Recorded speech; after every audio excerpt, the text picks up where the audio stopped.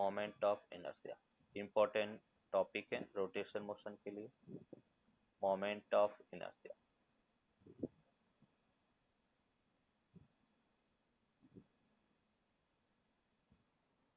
End moment of inertia को अपन आई से denote करेंगे, कैपिटल आई से इसको डिनोट करते हैं। मोमेंट ऑफ इनर्शिया है क्या? तो जैसे अपन कह रहे कि लीनियर मोशन में जो काम मास करता है वही काम रोटेशन मोशन में मोमेंट ऑफ इनर्शिया कहेगा। जैसे मास का क्या काम है, तो हमने कहा था कि मास जो इनर्शिया का मेजरमेंट अपन कह सकते हैं। तो मास बेसिकली इनर्शिया का काम करता है, और इनर्शिया क्या करता है? तो इनर्शिया होता है tendency to change the tendency to oppose the change in state. तो अगर अपन कह रहे कि higher the mass higher will be opposition, same thing अगर अपन कह रहे हैं कि रोटेशन मोशन में मोमेंट ऑफ इनर्शिया अगर हायर है तो हम कह सकते हैं कि उसका चेंज इन स्टेट का अपोजिशन ज्यादा होगा। तो यहाँ पे सिंपल अपन ये कह सकते हैं the moment of inertia, the moment of inertia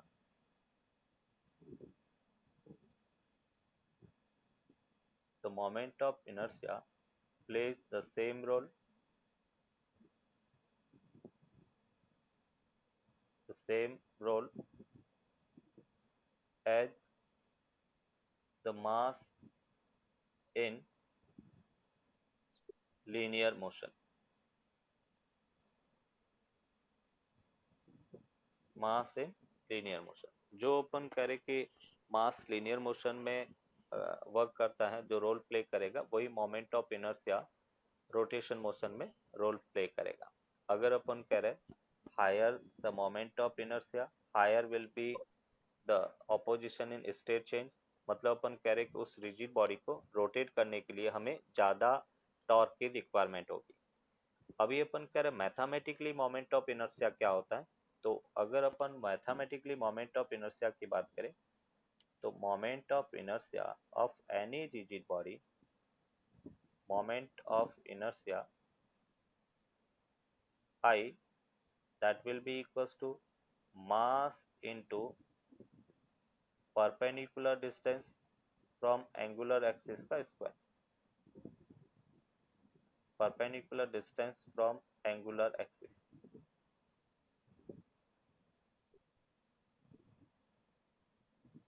मास को हम m से रिप्रेजेंट कर सकते हैं और परपेंडिकुलर डिस्टेंस को r स्क्वायर। तो यहाँ पे हम कह सकते हैं कि moment of inertia of a rigid body of mass m into r square के इक्वल होगा, जहाँ पे r जो है वो डिस्टेंस है, m मास है, और इसका अगर SI यूनिट हम देखें तो SI यूनिट हमें मिलता है किलोग्राम पर metre square, sorry kilogram into metre square. अगर हम डायमेंशन फॉर्मूला देखें तो डायमेंशन क्या मिलेगा, m1 l2 t0, ये इसका डायमेंशन फॉर्मूला है। ये तो सिंगल पार्टिकल, जैसे हमने कहा अगर एक एक्सिस है, सपोज इस टाइप से एक एक्सिस हमने लिया और इस एक्सिस के सराउंडिंग एक बॉडी है वो रोटेट कर रही है। ये जैसे एक पार्टिकल हमने लिया m और इस एक्सिस के अबाउट रोटेट कर रहा है, इसका डिस्टेंस है वो r के इक्वल है। तो ये अपन कह रहे कि इस सर्कुलर पाथ में ये ऑब्जेक्ट रोटेट करेगा, तो इसका मोमेंट ऑफ इनर्शिया अगर कैलकुलेट करना है तो हम क्या लिखेंगे, m इंटू आर स्क्वायर के इक्वल होगा, मास इंटू जिस एक्सिस के अबाउट रोटेट कर रहा है उसका परपेंडिकुलर डिस्टेंस का स्क्वायर। क्लियर? यस। अभी अपन कहेंगे कि moment of inertia of n particle system, अगर कोई रिजिड बॉडी एन पार्टिकल से बनी है और उसका मोमेंट ऑफ इनर्शिया फाइंड करना है तो कैसे करेंगे वो अपन यहाँ पर देखेंगे। Moment of inertia, moment of inertia of n particle system, moment of inertia of n particle system. एक रिजिड बॉडी एन पार्टिकल से मिलकर बनी है और उसका मोमेंट ऑफ इनर्शिया अपने को कैलकुलेट करना है। ये जैसे अपन कह रहे कि एक रिजिड बॉडी है और रिजिड बॉडी ये अपन कह रहे कि इसका एंगुलर एक्सिस है, इस एक्सिस के अबाउट अपन करके रिजिड बॉडी वो रोटेट कर रही है।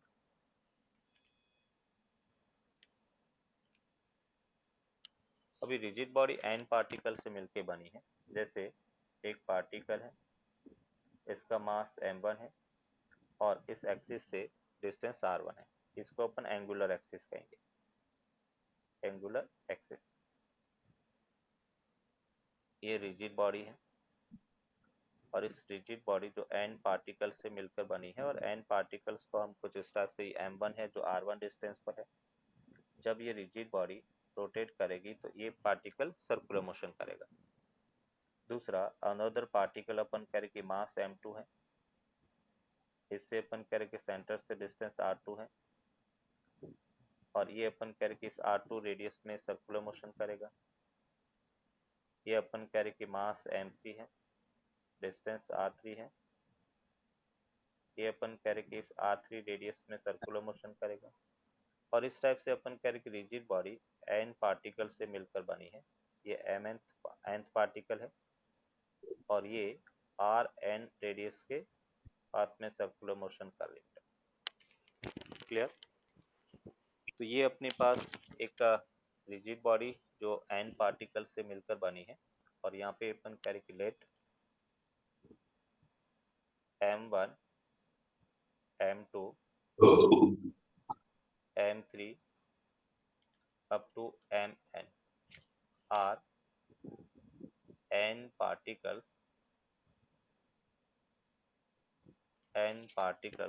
of a rigid body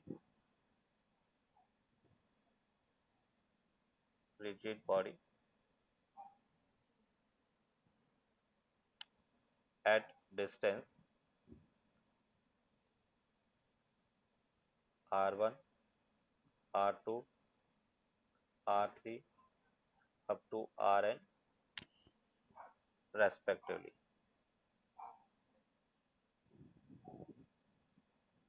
from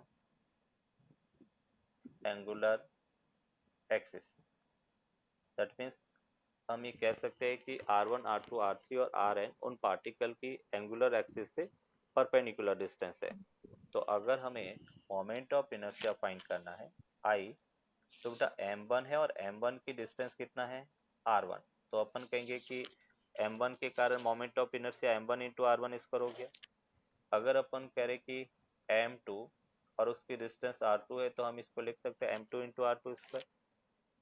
अब तो अपन कह रहे कि mn rn स्क्वायर के इक्वल हो, और इसको अपन चाहे तो सिग्मा नोटेशन में अपन लिख सकते हैं I, and that will be equals to sigma I equals to 1 to n, और ये अपने पास एम आई आर आई के इक्वल होगा।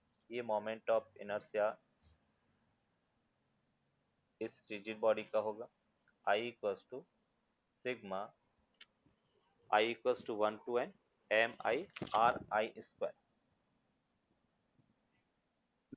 Are i square. ये अपन करें किसका मोमेंट ऑफ इनर्शिया है। ये इस नोटेशन को बेटा अपन सिग्मा नोटेशन पढ़ेंगे। इस सिंबल का जो नाम है वो सिग्मा नोटेशन है, सिग्मा। और दूसरा अपन इसको समेशन साइन भी कह सकते हैं कि एक सीरीज है और उसको शॉर्ट में अपन लिखना है तो इसको समेशन साइन के फॉर्म में अपन यूज करते हैं, that is the summation sign.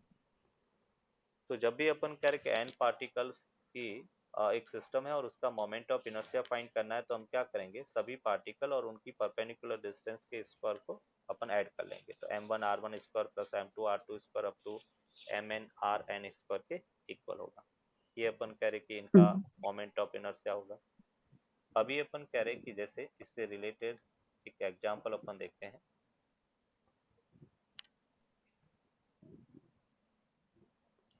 For example एक स्क्वायर,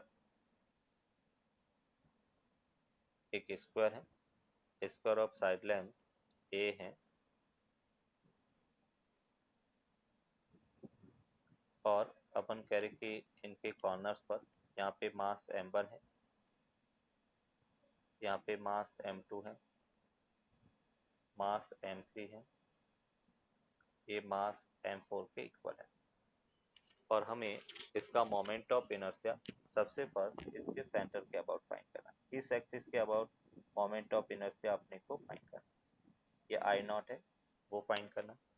दूसरा मोमेंट ऑफ इनर्शिया हमें इस साइड के अलोंग फाइंड करना, ये जैसे साइड है, अगर इस पूरे सिस्टम को मैं इसके अबाउट रोटेट कर रहा हूँ तो इसके about moment of inertia I1 अपने को फाइंड करना है। फिर तीसरा मोमेंट ऑफ सेकेंड जो मोमेंट ऑफ इनर्शिया है I2, वो अपन करें इस डायगोनल के अलोंग अपने को फाइंड करना है, और मतलब डायगोनल के अलोंग रोटेट कर रहा है सिस्टम, तो इसके अबाउट मोमेंट ऑफ इनर्शिया क्या वो फाइंड करना है। एंड फोर्थ जो है, अगर इस कॉर्नर के अबाउट इसको रोटेट करे तो I4 अपने को फाइंड करना है। तो हमें कहा गया है find moment of inertia I0, I1, I2 and I3। I0 हो गया, I1, I2, ये I2 है, ये I3 है।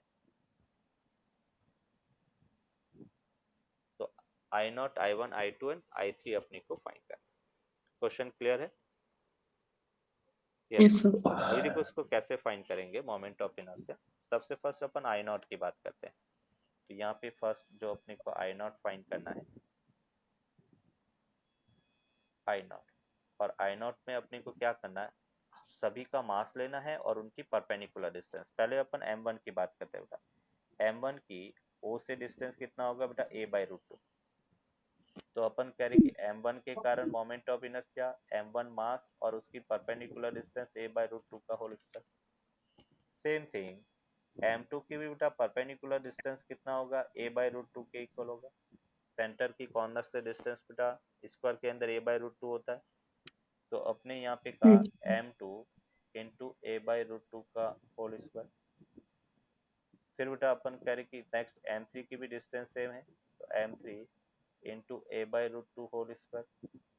M4 की भी डिस्टेंस सेम है, तो M4 इंटू a/√2 का होल स्क्वायर। इस यहाँ पे सिंपल हम कह सकते हैं कि M1 plus M2 plus M3 plus M4 into a² upon 2 के इक्वल होगा। ये अपने पास मोमेंट ऑफ इनर्शिया I0 होगा। क्लियर बेटा? यहाँ पे कोई डाउट इसमें? No, sir. नेक्स्ट अपन देखेंगे सेकेंड पार्ट। सेकेंड पार्ट में अपने को I2 फाइंड करना है, और I2 देखो कैसे फाइंड करेंगे। ये जैसे अपने पास I2 है, सॉरी I1 को फाइंड करना है। I1 बेटा अपने पास कहाँ पर है, इस साइड के अलोंग है। तो देखो M1 की इस एक्सिस से डिस्टेंस कितना, 0 है, तो M1 का मोमेंट ऑफ इनर्शिया 0 होगा, M1 इंटू 0 का स्क्वायर, है ना। जो एक्सिस है वो M1 के अंदर से पास हो रहा है, और M1 के अंदर से पास हो रहा है, तो M1 से अपन कह रहे कि पॉइंट पास है, तो उसकी डिस्टेंस को क्या रखेंगे, 0 रखेंगे। तो हमने कहा M1 इंटू 0 का स्क्वायर, ये अपने पास मोमेंट ऑफ इनर्शिया होगा। अगर M2 की बात करें तो M2 की भी परपेंडिकुलर डिस्टेंस क्या है, 0 है, तो हमने कहा M2 इंटू 0 का स्क्वायर। सर वो जीरो वाला पार्ट फिर से आप बताइए। यस यस, हम कह रहे हैं कि जो ये एक्सिस है वो बेटा यहाँ पे है, पूरा जो एक्सिस अपने यहाँ पे लिया है वो एक्सिस ये है, ये एक्सिस है, हम्म, ये एक्सिस है। और इस एक्सिस से हमने मोमेंट ऑफ इनर्शिया में ये क्या कहता है कि मोमेंट ऑफ इनर्शिया में अपन कहेंगे कि mass into perpendicular axis from angular axis या रोटेशनल एक्सिस। तो यहाँ पे जो ये ब्लू लाइन वाला है वो एक्सिस है, उसकी बेटा M1 की डिस्टेंस इससे कितना हुआ, तो M1 की डिस्टेंस बेटा 0 हुआ, क्योंकि M1 से ही ये एक्सिस पास हो रहा है, तो ये डिस्टेंस 0। M2 से बेटा ये पॉइंट पास हो रहा है, तो इसकी भी डिस्टेंस 0, तो दोनों का मोमेंट ऑफ इनर्शिया 0 हो गया। अभी हम M3 की बात कर रहे हैं, तो M3 की बेटा इससे डिस्टेंस कितना, a है, ये डिस्टेंस a है, तो M3 के कारण मोमेंट ऑफ इनर्शिया अपन कहेंगे M3 इंटू a का स्क्वायर, ये हो गया। Clear? Yes. And same thing अगर हम M4 की बात करेंगे तो M4 की भी डिस्टेंस a है, तो M4 इंटू a का स्क्वायर। तो फाइनली I1 अपने को मिला M3 plus M4 into a square के इक्वल होगा, ये मोमेंट ऑफ इनर्शिया है। एज सेम अभी अपन थर्ड ऑब्जेक्ट की बात करते हैं, और थर्ड ऑब्जेक्ट में अपन कह रहे कि I2 अपने को फाइंड करना है। अभी देखो I2 के लिए जो एक्सिस है वो एक्सिस अपन कह रहे कि ये है, ये I2 एक्सिस है, ये मैंने ग्रीन लाइन से जो ड्रॉ किया वो एक्सिस है। अभी हम सभी पार्टिकल के डिस्टेंस इस एक्सिस से देखेंगे। तो यहाँ पे अपन कह रहे हैं अगर मैं M1 की बात करता तो M1 जो I3 I2 एक्सिस है वो बेटा M1 के अंदर से पास हो रहा है, तो M1 की डिस्टेंस क्या हो गया, 0 लिख सकते हैं। मीन्स यहाँ पे अपने कहा बेटा M1 इंटू 0 का स्क्वायर। M2 से बेटा डिस्टेंस क्या होगा, तो M2 से परपेंडिकुलर डिस्टेंस a/√2, तो हमने कहा M2 इंटू a/√2 का होल स्क्वायर। फिर अपन कह रहे कि M3, तो M3 के कारण फर्दर 0 बेटा, एक्सिस उसी M3 से पास हो रहा है तो मोमेंट ऑफ इनर्शिया 0। और M4 जो है वो बेटा अपन कह रहे कि M4 और उसकी परपेंडिकुलर डिस्टेंस a/√2, तो उसका स्क्वायर हो गया। मीन्स यहाँ से अपन कह रहे कि moment of inertia finally I2 हमें मिला M2 plus M4 into a²/2 के equal, that is the answer. ये I2 है।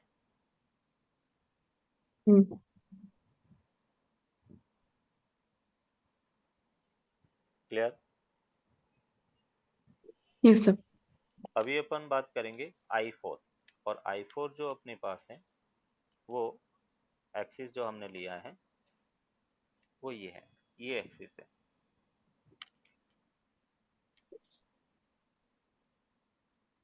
ये वाला एक्सिस है। इस एक्सिस से अपन कह रहे कि मतलब ये जो एक्सिस है वो इस प्लेन के परपेंडिकुलर है, ऐसे बेटा M4 के अंदर से पास हो रहा है और प्लेन के परपेंडिकुलर ऐसा एक्सिस है। तो यहाँ पे अपन कह रहे कि अगर I3 अपने को फाइंड करना है, फोर्थ I3 को बेटा अपन कह सकते हैं I3 M1 की अगर डिस्टेंस देखें बेटा, तो M1 की I3 से डिस्टेंस कितना है a, तो हम कहेंगे कि M1 इंटू a का स्क्वायर। M2 की डिस्टेंस कितना होगा बेटा, तो M2 की डिस्टेंस √2a होगा, तो ये हमने कहा M2 इंटू √2a का होल स्क्वायर। M3 की डिस्टेंस कितना है a, तो हमने कहा M3 इंटू a का स्क्वायर, और प्लस अगर M4 की बात करें तो M4 की डिस्टेंस 0 है, तो M4 इंटू 0 का स्क्वायर। तो यहाँ से फाइनली हमें मिला M1 plus 2M2 plus M3 into a का स्क्वायर होगा, ये इसका मोमेंट ऑफ इनर्शिया होगा। क्लियर? Yes sir. यस, एक नेक्स्ट प्रॉब्लम है जो आपको सॉल्व करना है, सिमिलर टाइप की प्रॉब्लम है। अभी हम कह रहे कि एक स्क्वायर की जगह एक ट्राइंगल है, तो यहाँ पे अपन कह रहे कि ये जैसे एक ट्राइंगल है,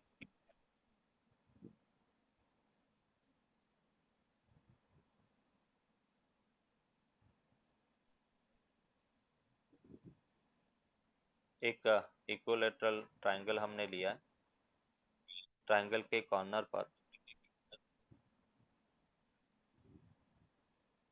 ये अपन कह रहे कि एक मास M1 है,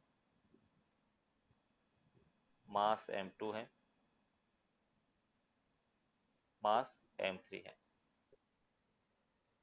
और हमें पूछा गया एक इसका सेंट्रोइड है, इस सेंट्रोइड के about suppose I0 moment of inertia find करना है, और दूसरा अपन कह रहे कि एक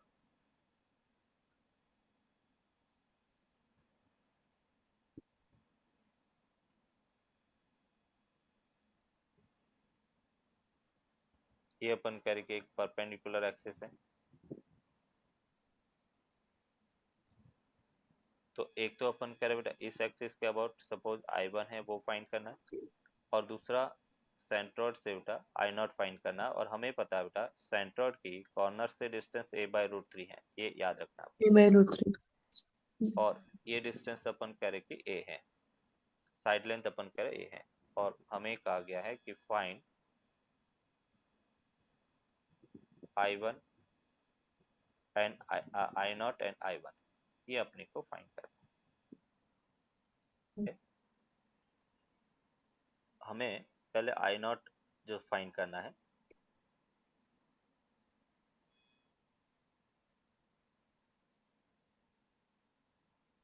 आई नॉट को अपन कैसे फाइंड करेंगे, तो यहाँ पे सिंपल अपने का आई नॉट वो आपने कैलकुलेट कर दिया है, m1 plus m2 plus m3 into a by √3 का होल स्क्वायर, और उसको हम लिख सकते हैं m1 plus m2 plus m3 into a square upon 3 के इक्वल।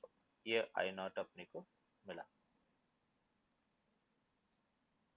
अभी सेकेंड अपन को फाइंड करना है यहाँ पर I1, और I1 क्या होगा, तो देखो I1 अपन क्या, M1 की डिस्टेंस बेटा इस एक्सिस से कितना है 0, तो हम कह सकते हैं M1 इंटू 0 का स्क्वायर। अभी अपन कह रहे कि M2 की डिस्टेंस क्या है, तो डिस्टेंस बेटा कौन सी होगी, परपेंडिकुलर डिस्टेंस। तो यहाँ पे अपन कह रहे ये डिस्टेंस अपने को लेना, ये परपेंडिकुलर डिस्टेंस, और ये परपेंडिकुलर डिस्टेंस होगी कितनी बेटा, तो अपन कह रहे कि यहाँ से ये परपेंडिकुलर ड्रॉ करें, ये बेटा 60 डिग्री है, ये साइड लेंथ ए है, तो अपन कह रहे कि इस डिस्टेंस को बेटा a cos 60 में लिख सकता हूँ, परपेंडिकुलर डिस्टेंस ये a है, और थीटा वाला कंपोनेंट क्या होता है cos, तो ये डिस्टेंस a cos 60 होगा बेटा, प्रोजेक्शन अपन लेंगे, तो ये a cos 60 है, तो ये भी डिस्टेंस क्या होगा a cos 60 के इक्वल होगा। तो यहाँ पे अपन कह रहे कि m2 और cos 60 बेटा 1/2 होता है, मतलब ये डिस्टेंस हमें a/2 के इक्वल मिला, तो मैं यहाँ पे कह सकता हूँ m2 इंटू a/2 का होल स्क्वायर। फिर अपन कह रहे कि m3, बोलो बेटा m3 की परपेंडिकुलर डिस्टेंस कितना है, m3 की डिस्टेंस बेटा a है, ये m3 है, और ये पूरा डिस्टेंस बेटा हाँ। अपन कह रहे कि a के इक्वल है, तो m3 की जो डिस्टेंस है वो ये है, ये बेटा अपन कह रहे डिस्टेंस है, और ये डिस्टेंस a के इक्वल है, तो यहाँ पे अपन कह सकते हैं कि m3 इंटू अपन कह रहे डिस्टेंस a स्क्वायर, तो यहाँ से हमें मिला m2 a square by 4 plus m3 a square के इक्वल होगा। ये अपन करके इस गिवन सिस्टम का मोमेंट ऑफ इनर्शिया होगा। क्लियर? यस। चलो अभी एक और एग्जांपल जो आपको ट्राई करना है,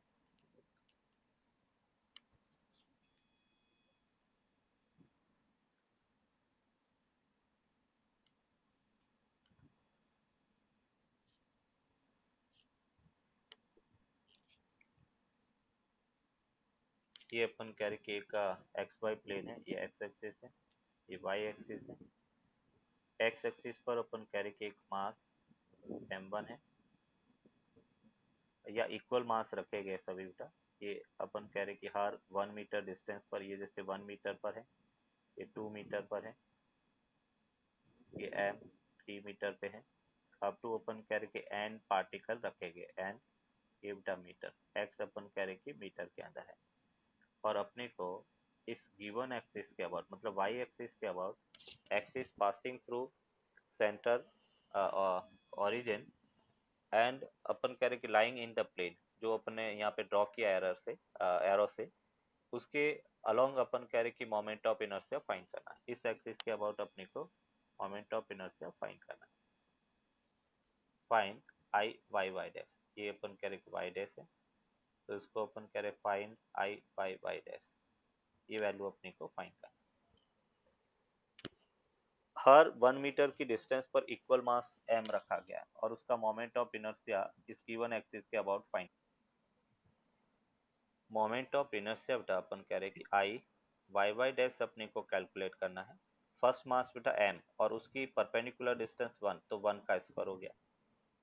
सेकेंड मास बेटा अपन कह रहे कि m, और उसका परपेंडिकुलर डिस्टेंस 2, तो 2 का स्क्वायर हो गया। फिर अपन कह रहे कि थर्ड मास m, और उसका परपेंडिकुलर डिस्टेंस 3, तो 3 का स्क्वायर हो गया। अब टू बेटा अपन कह रहे हैं मास n मास है वो m है, और उसकी डिस्टेंस n है, तो n का स्क्वायर हो गया। ये बेटा अपने पास है, और स्कोप में से m को अपन कॉमन ले, तो ये हमें मिलता है 1 square plus 2 square plus 3 square up to n square का सम करना था। और मैंने आपको फॉर्मूला बताया था कि sigma i equals to 1 to n i square, मतलब 1 का स्क्वायर प्लस 2 का स्क्वायर अप टू n का स्क्वायर, इसका सम का फॉर्मूला होता है बेटा n into n plus one two n plus one divide by 6। ये एज ए फॉर्मूला अपने को याद रखना है, n into n plus one into two n plus one divide by 6 के इक्वल होगा। तो यहाँ पे सिंपल हम लिख सकते हैं I Y Y dash that will be equals to m into n plus one two n plus one divide by 6 के इक्वल होगा। That is the final answer. Yes, कोई डाउट बेटा इसमें?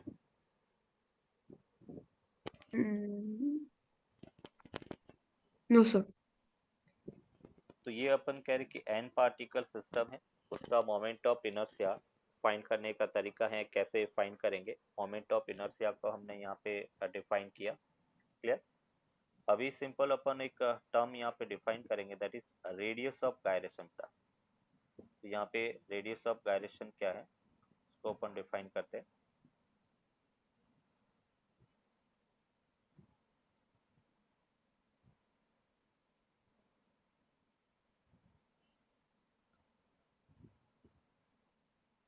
तो नेक्स्ट अपन डिफाइन कर रहे हैं रेडियस ऑफ गायरेशन।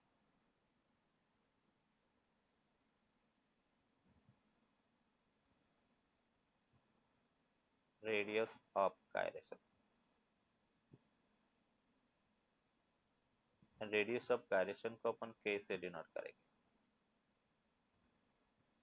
और रेडियस ऑफ गायरेशन है क्या? बेसिकली एक हाइपोथेटिकल डिस्टेंस है फ्रॉम एंगुलर एक्सिस। जैसे हमने एन पार्टिकल सिस्टम लिया बेटा, ये एक्सिस है, तो अपन कर इस एक्सिस से एक हाइपोथेटिकल डिस्टेंस अपन फाइंड करेंगे जहां पर सिस्टम का टोटल मास अपन रखे, तो that gives the same moment of inertia. तो यहाँ पे सिंपल इसको हम डिफाइन कर सकते हैं, ये hypothetical distance from angular axis, ये hypothetical distance from angular axis, from angular axis where if we put the whole mass of the system, whole mass of the system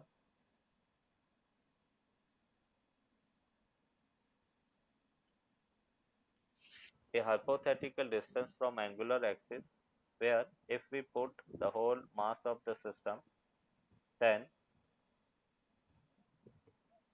mass of the system that gives the same moment of inertia, that gives the same moment of inertia about the given system, about the given system, उस given system के about same moment of inertia अपने को मिलता है। Means हम कह सकते हैं कि अगर सिस्टम का मास m है, रेडियस ऑफ गायरेशन k है, तो उसका moment of inertia m k square के इक्वल होगा। m यहाँ पर total mass of the system है, total mass of the system, and जो k है that is radius of gyration. और रेडियस ऑफ गायरेशन एक डिस्टेंस है, तो इसकी यूनिट मीटर होगा, है ना। अभी अपन करें, ये अपने पास है। अभी जैसे अपन करें कि फॉर एग्जांपल जो हमने एन सिस्टम का एन पार्टिकल का सिस्टम लिया था, उसका रेडियस ऑफ गायरेशन कैलकुलेट करना, तो कैसे अपन करेंगे। जैसे हमने कहा कि ये एक रिजिड बॉडी है, और इस रिजिड बॉडी में जो एक्सिस है वो इस टाइप से अपन कह रहे कि ये पास हो रहा है,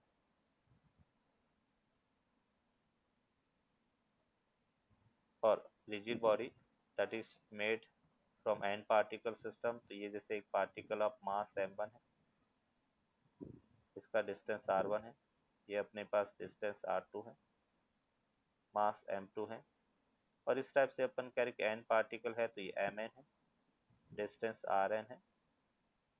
तो इसका अपन कह रहे कि मोमेंट ऑफ इनर्शिया, हम कह रहे कि इससे एक हाइपोथेटिकल डिस्टेंस अपन फाइंड कर रहे हैं। सपोज एक हाइपोथेटिकल डिस्टेंस के है और यहाँ पे अपन कह रहे सिस्टम का टोटल मास में रख रहा हूँ, तो वो अपने को इस पूरे सिस्टम के मोमेंट ऑफ इनर्शिया के इक्वल देगा। तो मोमेंट ऑफ इनर्शिया क्या था इसका बेटा, हम कह रहे कि m1 r1 का स्क्वायर प्लस m2 r2 का square up to mn rn का स्क्वायर, ये मोमेंट ऑफ इनर्शिया है। एंड आई को अपन क्या लिख सकते हैं, तो आई अपने पास है total mass, and total mass क्या होगा सिस्टम का, m1 plus m2 plus up to mn into k का स्क्वायर, रेडियस ऑफ गायरेशन है, equals to m1 r1 square plus m2 r2 square up to mn rn का square, ये अपने पास है। तो रेडियस ऑफ गायरेशन जो k है वो हमें मिला under root m1 r1 square plus m2 r2 square up to mn rn square over total mass बेटा m1 plus m2 plus up to mn के इक्वल होगा। ये अपन कह रहे कि इसका रेडियस ऑफ गायरेशन। तो रेडियस ऑफ गायरेशन एक हाइपोथेटिकल डिस्टेंस है फ्रॉम ट्रायंगुलर एक्सिस।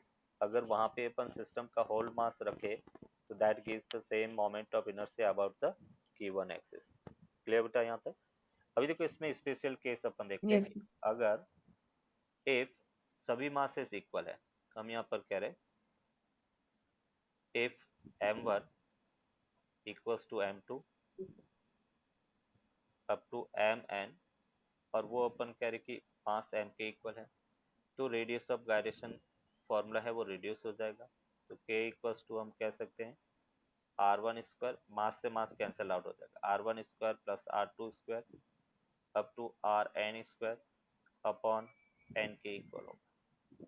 ये अपन कह रहे कि इसका रेडियस ऑफ गायरेशन होगा, और उसको अपन रूट मीन स्क्वायर डिस्टेंस कहेंगे, that is root mean square system, square distance, root mean square distance.